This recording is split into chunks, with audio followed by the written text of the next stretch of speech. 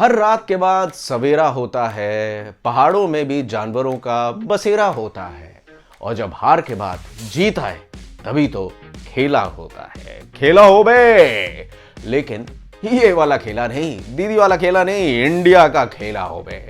भाई इस खराब शायरी को करिए इग्नोर और दीजिए हमारी नई जोड़ी पर पूरा जोर। नई जोड़ी रोहित और राहुल की, but not the opening partnership of KL Rahul and Rohit Sharma. I am talking about the new combine of the new coach of the Indian cricket team Rahul Dravid और टी20 टीम के कैप्टन रोहित शर्मा की। भाई अगला वर्ल्ड कप जो ऑस्ट्रेलिया में होने वाला है उसको 365 दिन भी नहीं रह गए हैं जो टी20 का वर्ल्ड कप है। भाई ये टी20 का वर्ल्ड कप नहीं हुआ, रोहित शेट्टी की कॉप यूनिवर्स की फिल्म हो गई। एक जाती है दूसरी आती है, जाती है आती है, आती है जाती है। हाँ, देख लीजिए। तो there is a lot of white ball cricketing action which is in store. So without further ado start करते हैं आज का show, episode 30 of cricket with Sid.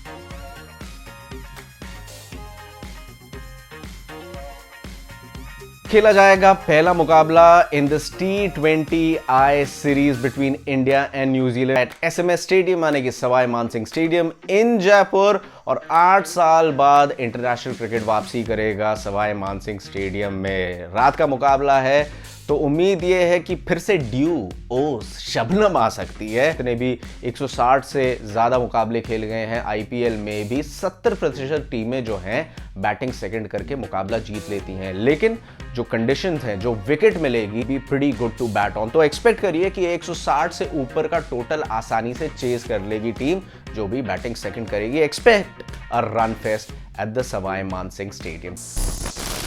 पहले देख लेते हैं कि जो इंडियन स्क्वाड इस T20 श्रृंखला का है वो क्या है। तो अगर स्क्वाड पे आप नजर डालें, ओपनर्स आपके रोहित एंड राहुल, उसके बाद ऋतुराज गायकवाड़ जिनका एक कमाल का सीजन रहा था चेन्नई सुपर किंग्स के लिए, ईशान किशन है विकेट कीपर बैट्समैन, उसके साथ साथ मिडिल ऑर्डर में श्रेयस अय्यर को जगह मिल गई है। याद रखिए हमने वर्ल्ड T20 में उनको नहीं देखा था। सूर्य कुमार यादव है, ऋषभ पंत है ऑलराउंडर में। Now this is the name to watch out for. Venkatesh Iyer KKR के लिए अब तक ओपन करते आए हैं, लेकिन सबका मानना यह है और उनको स्लॉट भी किया जा रहा है as a finisher, as an allrounder, क्योंकि हार्दिक पांड्या इस स्क्वाड में नहीं है। Axar Patel is the other spin allrounder in the squad, Ashwin, और उसके साथ साथ it's Yuzvendra Chahal who makes a comeback in the squad. Pacer काफी सारे हैं। Bhuvneshwar Kumar would be leading the pack, Harshal Patel जिनके पास पर्पल कैप थी IPL की वो हैं, सिराज हैं और उनके साथ साथ Deepak Chahar and of course Avesh Khan. There would be no Kohli, no Jadeja, no Bumrah, no Shami. Hardik Pandya को भी सिलेक्ट नहीं किया गया है इस T20 श्रृंखला के लिए,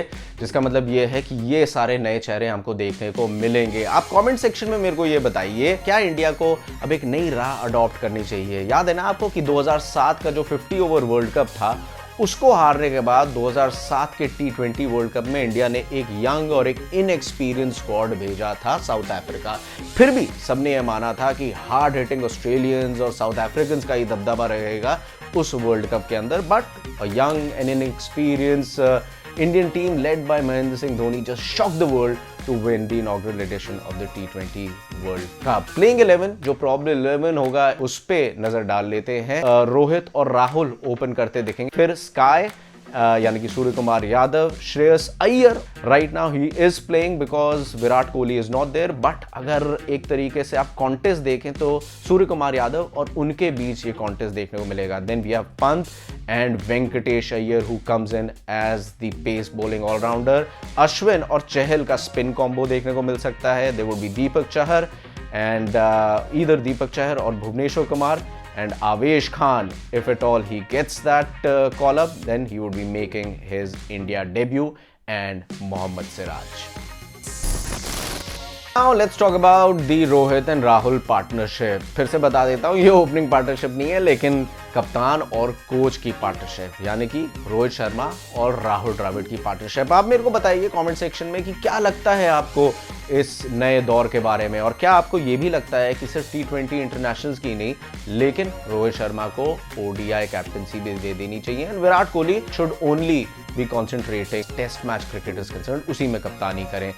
उसके अलावा क्या ये जोड़ी आपको लगता है इनमें वो तालमेल बैठेगा कि वो इंडिया को मैचेस जिता सकते हैं? अनिल कुंबले जब उनको अपॉइंट किया गया था as the coach of the Indian team तब उनके और विराट कोहली के बीच शायद चीजें इतनी अच्छी नहीं थी जब उन्होंने कोच का पद त्याग दिया था। Please let us know what you make of this new combined Rohit Sharma और राहुल द्रविड़ की ये partnership as coach and as captain.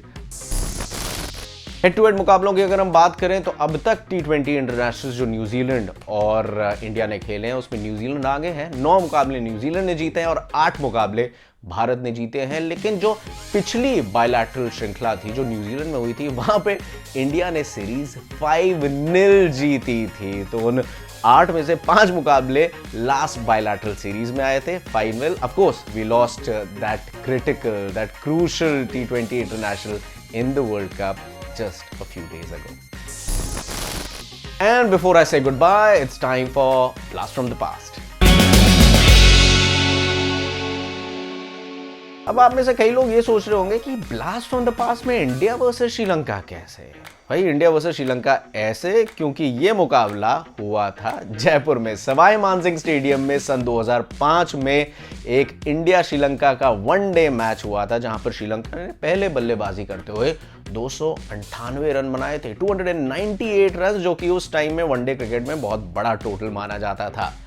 लेकिन उसको ओवरहॉल किया एक ऐसी पारी ने जो कि आज तक the highest score till date by a wicket keeper batsman, और वो है महेंद्र सिंह धोनी का 183 not out against Sri Lanka at the Sawai Mansingh stadium. एक कमाल की पारी, एक धुआंधार पारी जो कि उनके इंटरनेशनल करियर के पहले ही साल में आई थी। उनका दूसरा शतक था after he scored that century against Pakistan, और एक कमाल के शतक के बदौलत इंडिया ने ये टारगेट ओवरहॉल किया था। आशा करता हूं आज का एपिसोड आपको पसंद आया।